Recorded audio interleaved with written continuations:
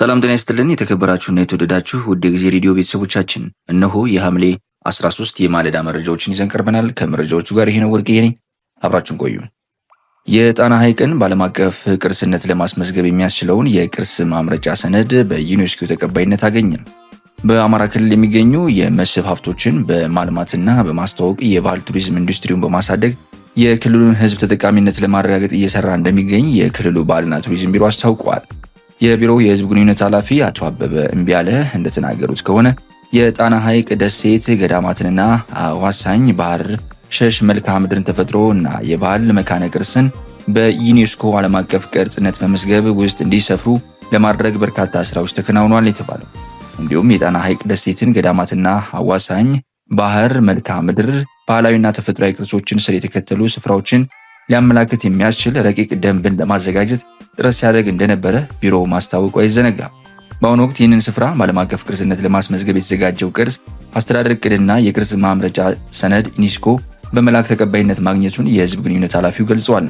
የተባበሩት መንግስታት ትምህርት ሳይንስና ባህል ድርጅት ዩኔስኮ ገምጋሚ ቡድን በመላክ ከሰነዱ በተጨማሪ አጠቃላይ ቅርሱን አስመልክቶ የመስክ ምልከታ ማድረግ ተችሏል ሲሉ አቶ አበበ ጨምረው ተናግረዋል።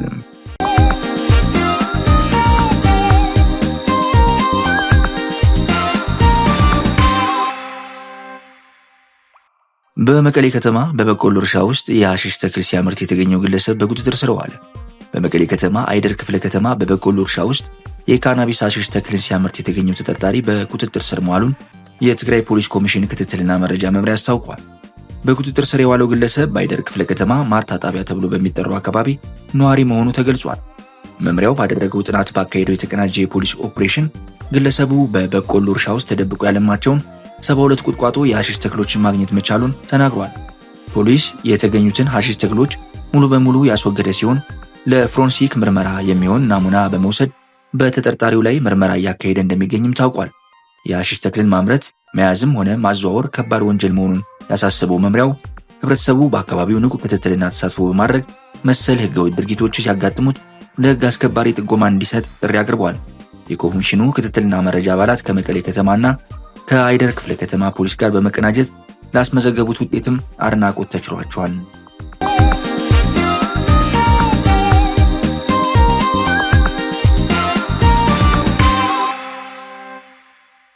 የኢንዱስትሪ ፓርኮች ልማት ኮርፖሬሽን $266.9 ሚሊዮን ገቢ አገኘ።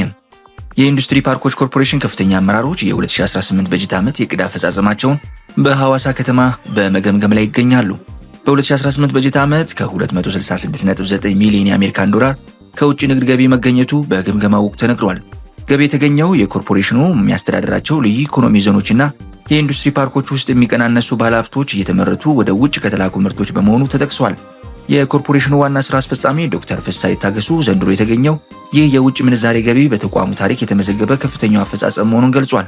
ዋና ስራ አስፈጻሚው ይህ ውጤት ኮርፖሬሽኑ ካወጣው የ5 ዓመት ስትራቴጂካዊ እቅድ ጋር ሲነጻጸር የተቀመጡ ግቦችን አስቀድሞ የማሳካት አቅም እንዳለው የሚያሳይ አበረታች ምዕራፍ መሆኑን ጠቅሰዋል። ለዚህ ታሪካዊ ስኬት ዋነኛ ምክንያት በኢንዱስትሪ ፓርኮችና በልዩ ኢኮኖሚ ዞኖች ውስጥ ለሚገኙ ባለሀብቶችና አምራች ኩባንያዎች የሚደረገው ዘርፈ ብዙ ድጋፍና የቅርብ ክትትል ተጠናክሮ መቀጠሉን ኮርፖሬሽኑ የተገኘው መረጃ ያመለክታል።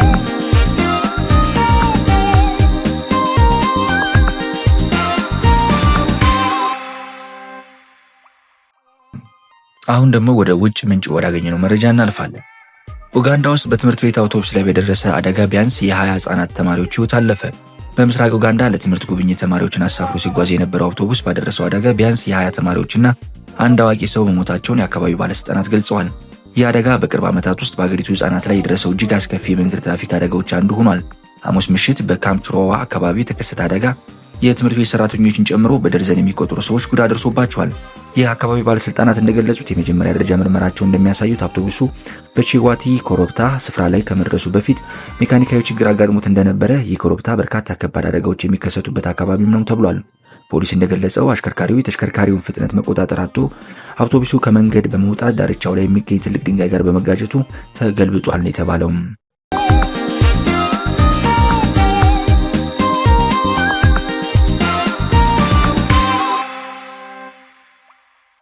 የኢራን አብዮታዊ ዘብ በካየት የሚገኘውን የአሜሪካ ወታደራዊ ጣቢያ ላይ የበቀል ጥቃት እርምጃ መፈጸሙን አስታወቅም።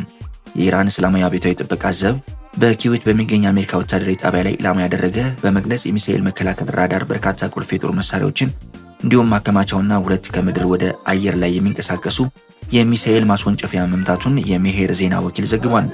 ዘቡ እርምጃውን የወሰደው በቅርቡ የአሜሪካ የቴሌኮሙኒኬሽን እና የባቡር ኔትወርኮችን ጨምሮ በኢራን የሲቪል መሰረተ ልማቶች ላይ ለደረሰው ጥቃት የበቀል እርምጃ እንደሆነም ተነግሯል። ክቡራትና ክቡራን ለጠዋት ያዝናቸው መረጃዎችን ይመስላሉ። በኩለ ቀን መረጃው እስከምንገናኝ ቸር ቆዩ።